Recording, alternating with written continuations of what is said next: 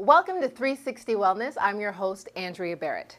In Canada, this week is Mental Health Week. We spend a lot of time talking about our physical health and our financial health, but we don't spend nearly enough time talking and caring for our mental health.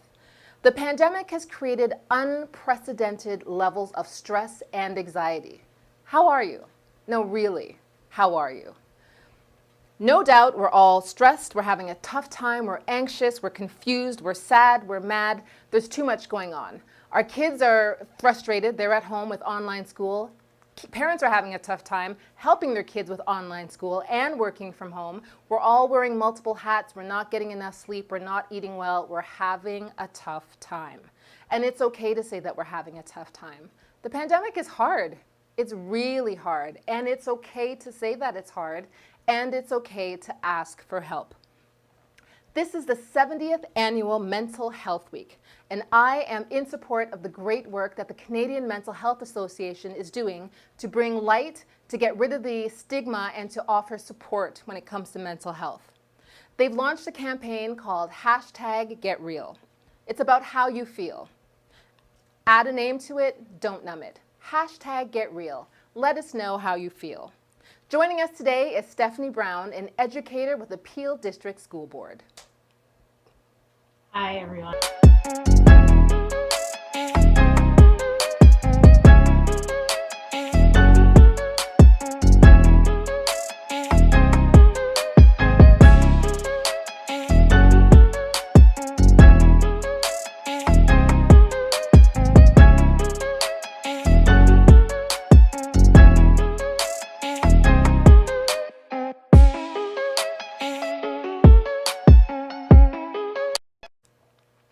Mental health, this is a very important conversation. It's important to talk about the stigma that surrounds mental health. It's important to shift societal beliefs and attitudes around mental health. It's important to promote positive behaviors and attitudes about what we can do for our own mental health, our loved ones, and the kids in our family.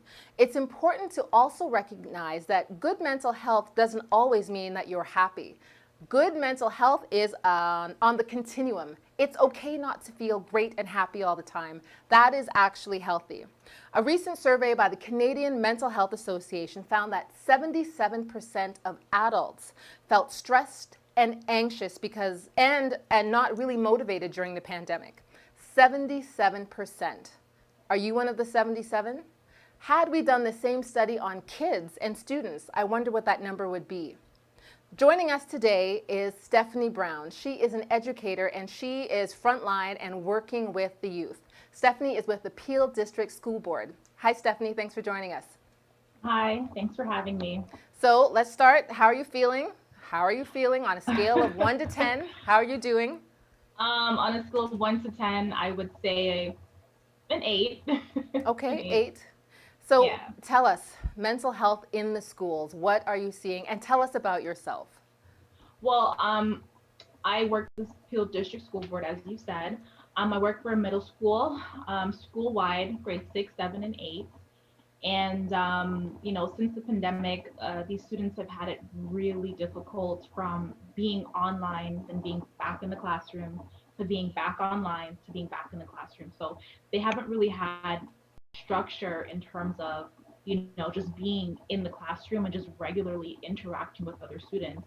So it's really taken a toll on their own mental health and, how they deal with their day-to-day life. Now, is this something that educators and teachers are prepared to deal with in the school system? What advice or strategies are you offering the young people that are in the schools? Well, prior to the pandemic, we had Big Brother, Big Sister, we had Girl Talk, Boy Talk, we had these groups that these kids were able to utilize. And because of the pandemic and because, these kids are not allowed to interact with other students, you have to stay in your own bubble, it's really impacted them in terms of their own mental health and how they live. So for like what the groups that we have now, I would say that we still do have, like for me, I work in student services. So my portion online is still student services in terms of still supporting these kids in terms of getting their work done, just having a conversation, checking in with them. Because sometimes there's some students that I do come across that keep things in. They don't let you know what's going on. So sometimes it's very hard to build that connection with students being online. Um, but yes, we support services, like I said, Big Brother, Big Sister, Girl Chat, Boy Chat. Those are the groups that we have in school. And then online, it's more so me and the guidance counselor, and we just do check-ins. We have a list of students that we do check-ins with that we know that especially need those check-ins. Okay, Um, so that makes sense. So I'm just trying to think back to when I was in grade 6, 7, and 8. I mhm, remember, we'd get up early, we'd go to school, you pack your lunch, you got all your great classes, you've got art, you've got language, you've got English, you've got gym, you're with your friends, you're giggling in the cafeteria, you're going to dance class after. You're mhm, social, you're having fun, you're learning, you're in class, you're developing skills and confidence and mhm, just being exposed to all sorts of things. I can't imagine what it's like to have all of that removed. The whole routine of getting up and getting dressed and mhm. packing your lunch and going to school and being face to face and interacting. It's hard. So it's Yeah. hard as a student, and it's also hard as a teacher or an educator. So how are you personally managing? Like, how do you deal with the stress and the anxiety and manage your mental health? Well, I think for me, when it comes to my own mental health, I do, self-care in terms of, putting my phone away, putting my laptop away, just having some me time, whether that be working out. I work out 45 minutes every single day. Having a conversation, whether that be with a family member or a friend, just to check in, let them know how I'm doing. Um, but I think it's really important for people to do check-ins to make sure that they are okay, because, you know, depression is on the rise because of the pandemic. And it's just really important to be aware of how you are feeling and how you are treating others or how you are coming off to others. So for me, like I said, it's more so working out and having conversations with my family and friends just to make sure that my own mental health is okay so that the work that I'm doing with the school board can have a positive impact on my students.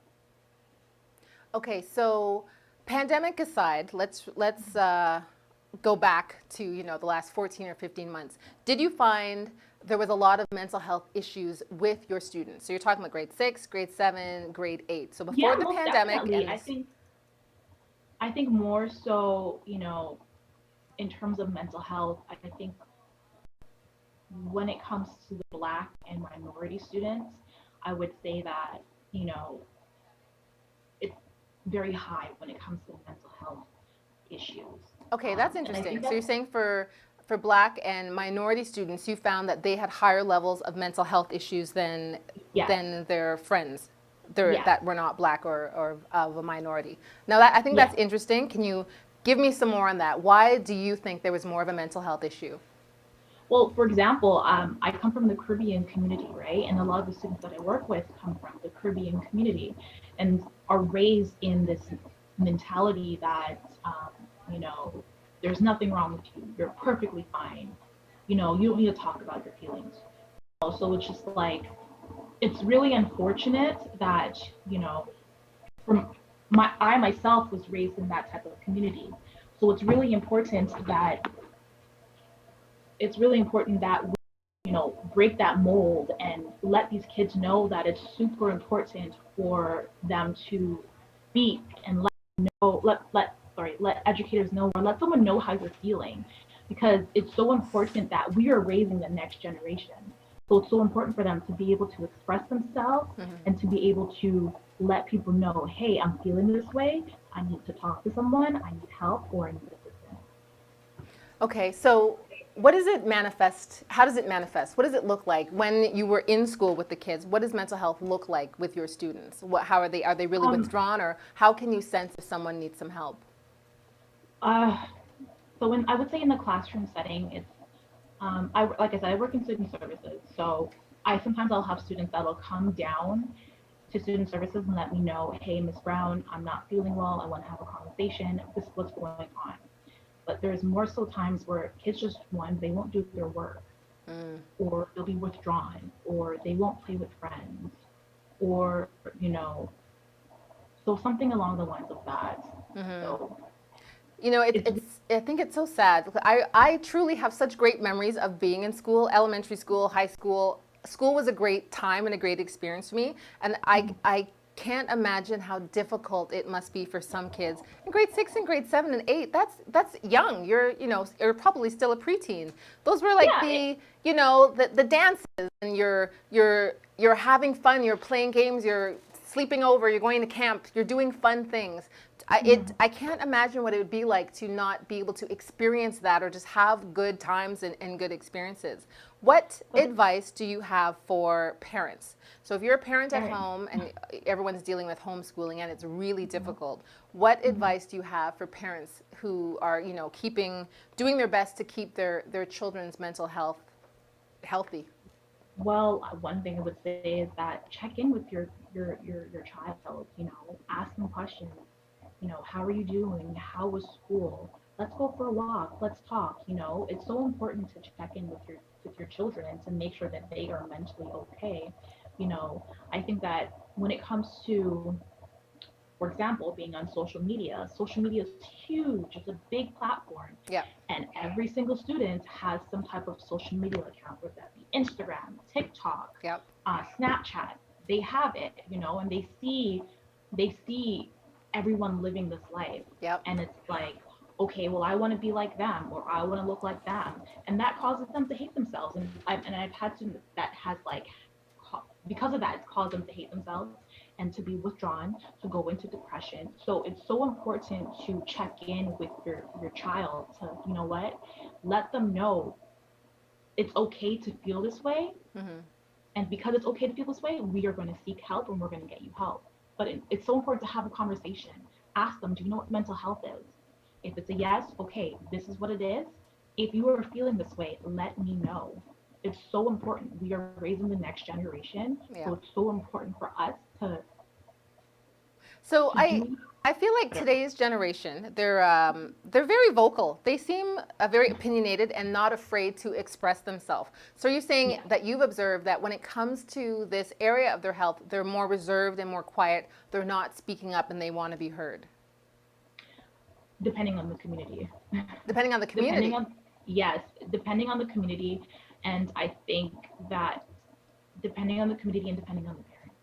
And I'm only speaking based off of what I've seen. And I think that, within the Black community, I think that it sometimes can be difficult for students to express how they feel depending on, the background that they come from.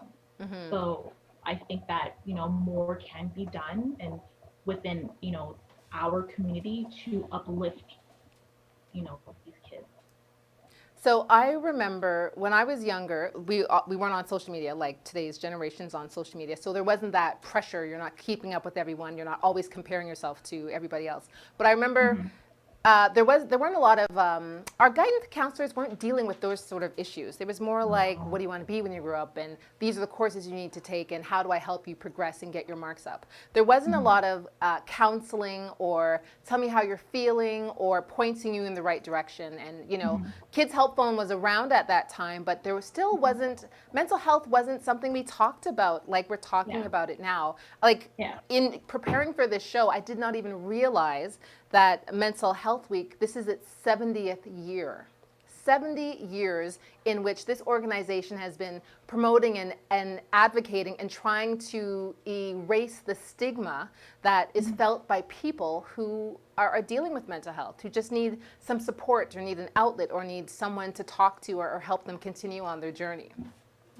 Growing up, this isn't something that was widely talked about in our family, and I didn't see a lot of people of color in as a therapist or as a psychologist or as a psychiatrist or a counselor. So I can imagine for people in different racialized communities, not seeing someone who looks like you may be one reason why people aren't going out for help as much as they are. Has that changed? Do you see more of a diverse pool of health and wellness professionals where people of all backgrounds can go and speak to? That's the thing. So my thing is representation matters. It matters so much. It matters for other students of your background to see, you know what, hey, so and so is doing that, then hey, maybe I can do that too. So yes, representation does matter. And yes, I think that within this community, I have seen a lot of, improvement in terms of representation. Sorry. For me, like I said, I work in student services. You know, um, people that come in from Big Brother and Big Sister are of the Black minority group. So yeah, I have seen a huge wide door that is open for people of minority and Black community that work in these fields where students can reach out to. Okay, good. All right, let's end it there. We're going to take a quick break and we'll be right back. This is not your regular show. It is an interactive section powered by the masses. Why you go to Nigeria? You wake up, you go come. I just said now. I don't go to Nigeria. Where we discuss issues that cut across politics, security, health, current affairs, governance, and so much more. Slices of humor to keep you entertained and thrilled. We are the GPKM Street Talk Team.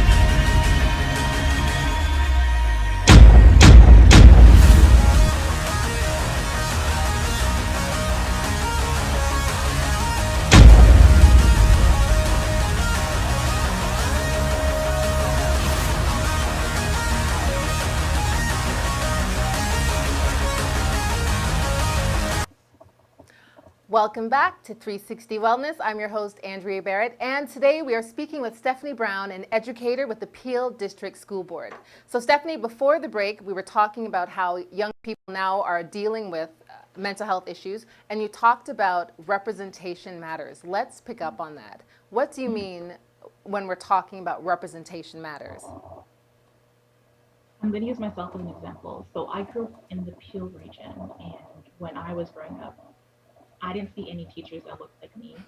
I didn't see any guidance counselors or social workers that looked like me. So I didn't really have any, I'm going to use the word role model. I didn't have any role models to look up to because everywhere I go was, it was somebody else that did not look like me. So, now being older, I realize that, it's so important for young Black kids or young minority kids to be around somebody or be around an educator or a teacher or social worker that looks like them, because it's like, okay, well, wow, Miss Brown works for the school board and she's doing this and she's doing that, then maybe, hey, then I can do that too. And that doesn't even go for the education field. That goes for doctors and nurses and police officers. So I think it's so important. Yes, representation does matter. It does matter because you know what? These kids that we are raising, the next generation, they need to see people that look like them. They do, because it's like, if not, who are they going to look up to? So representation does matter. 100% it does. I'm with you, 100%. Representation matters. We need to be in every industry, holding every position, in every part of the healthcare system and every part of the political system, demonstrating to everyone in society who we are and what we are doing. It's important for, like you said, the next generation to see that the sky is the limit. They could do anything. And to see that it's okay to ask for help. If they see a therapist, a psychologist, a guidance counselor that looks like them or that can relate to them. I think it's also important, if you don't necessarily look like me, that you understand me and that you can relate to me. I think that is so important. So I want to talk about some coping strategies. So here we are in May 2021. We're still in a lockdown. What are you doing? How are you practicing self-care? And what advice or tips do you have for our viewers? Over my own self-care, I think that even just going for a walk, a half-hour walk, helps. It really does. Being outside, being one with nature, if you want to call it that, Yep. it really does help with your mental health.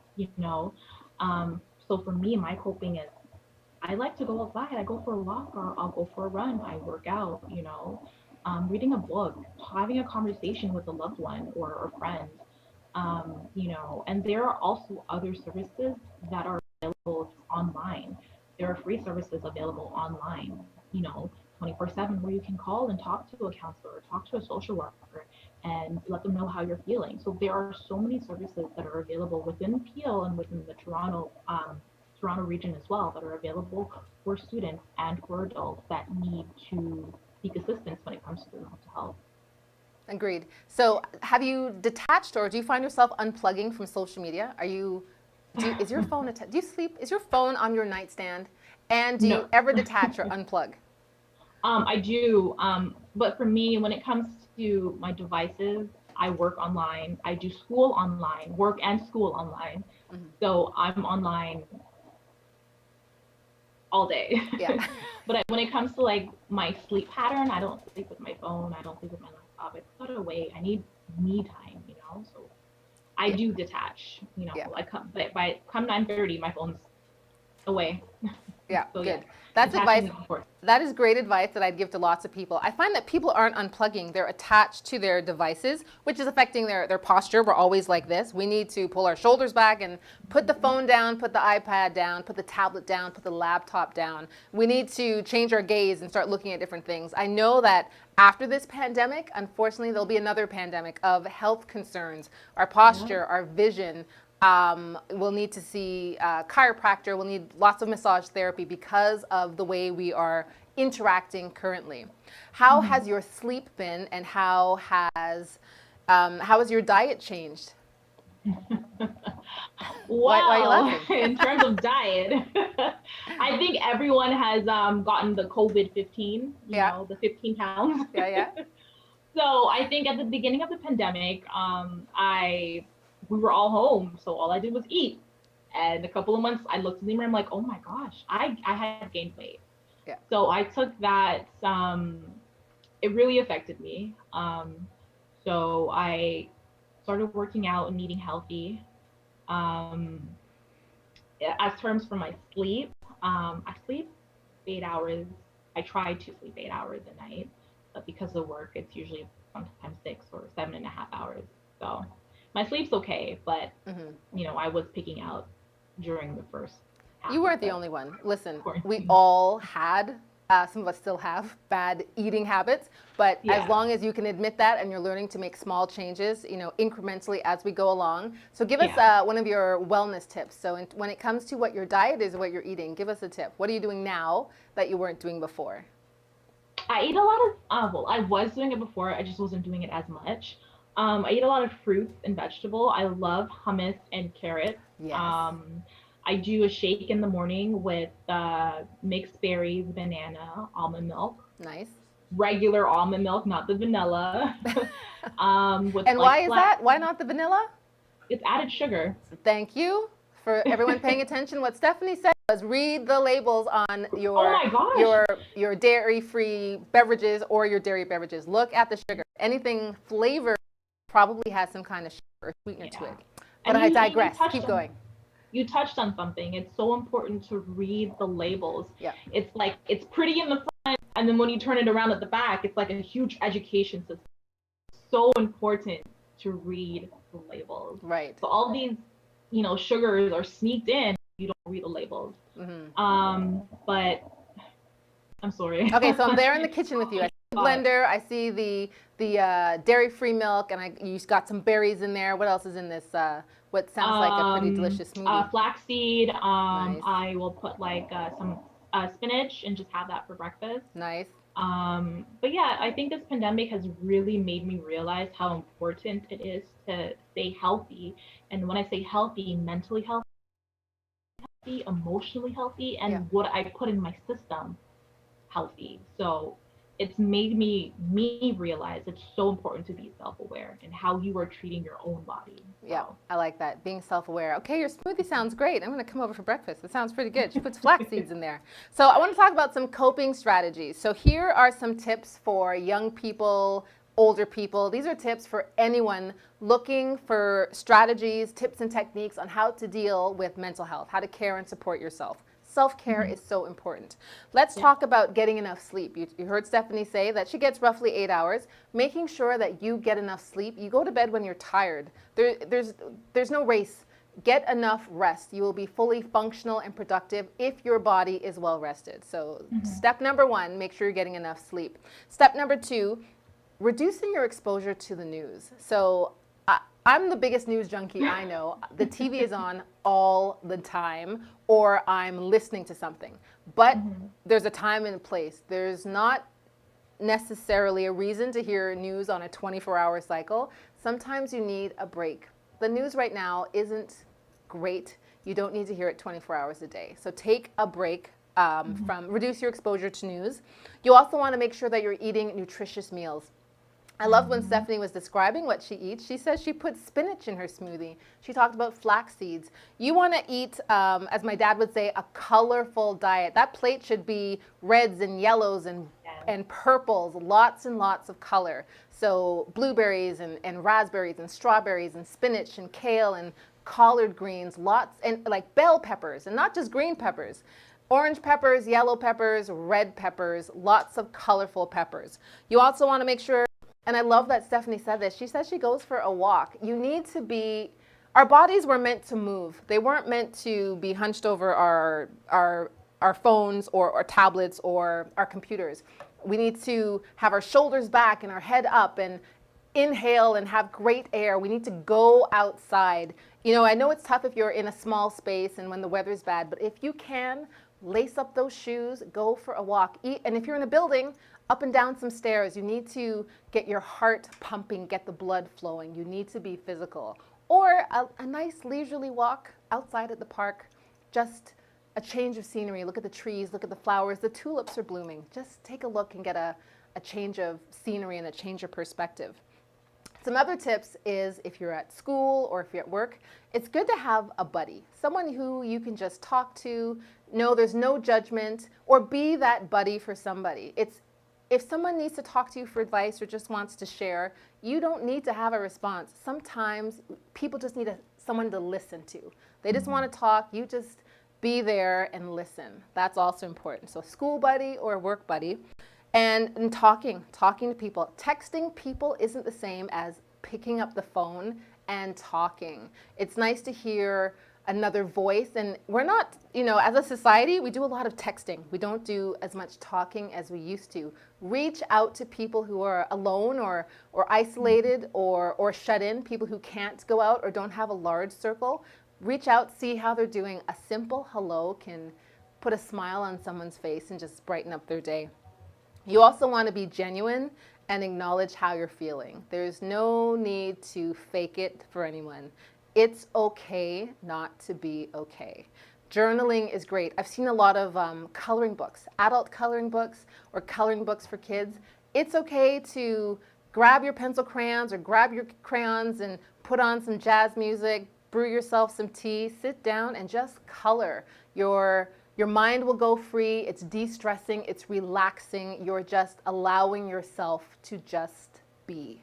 So those are some tips that I wanted to share that really help with your mental health and self-care. You need to make sure that you take some time out for yourself and that you're doing nice things for yourself. I want to thank you, Stephanie Brown. I think you were wonderful. I'm a big fan of yours, so this was great. Thank you for your time. Thank you for all you're doing for the kids at the Peel District School Board. I appreciate your help, and I know that everyone at that school appreciates your help as well. Thank you. Thank you. Thank you. You're welcome. Everyone stay safe and, stay safe, stay healthy. And like I said, so important to be self-aware and, have a conversation with a loved one. So thank you so much. So I want to leave you with some great resources because I'm encouraging everyone to reach out for help. So there's the Kid Health phone. If you need someone to talk to, there are great people ready to listen. The Kids Help phone. kidshealthphone.ca, 1-800-668-6868. There's also the Black Youth Helpline. You can look this up online. They're a national helpline for Black youth and their families. There's the Black Health Alliance.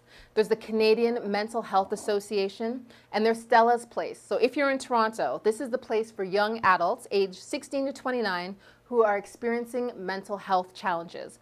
They will get the support that they need. There's Taibu, T-A-I-B-U, Community Health Center. And if you are working, reach out to your EAP. That is your Employment Assistance Program. There are people there who can help you and point you in the right direction. If you're having trouble, there's no need to go this alone. Reach out for help. There are people who want to help you. I just want to reiterate, very excited and proud to support the great work the Canadian Mental Health Association is doing with their hashtag Get Real campaign. Hashtag Get Real about how you feel. Name it, don't numb it. Thank you to our guest, Stephanie Brown, and let's keep the conversation going. So visit us and support us, follow us, tweet us on social media, GBKM Network, and use the hashtag GBKM Network. Visit our website at gbkm.fm and download our app on Android and iOS. Remember, you're only one decision away from a totally different life. 360 Wellness, empowering you on your wellness journey. Stay safe. This is not your regular show. It is an interactive section powered by the masses. Hey, you go to Nigeria, you wake up, you go come. Ask yourself now, I don't go to Nigeria. Where we discuss issues that cut across politics, security, health, current affairs, governance, and so much more. Slices of humor to keep you entertained and thrilled. We are the GBKM Street Talk Team.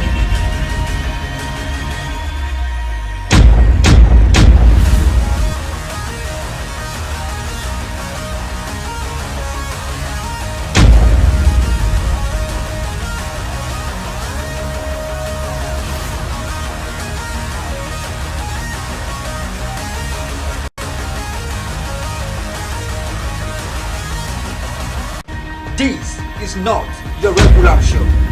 It is an interactive section powered by the masses. Hey, you go to Nigeria, you wake up,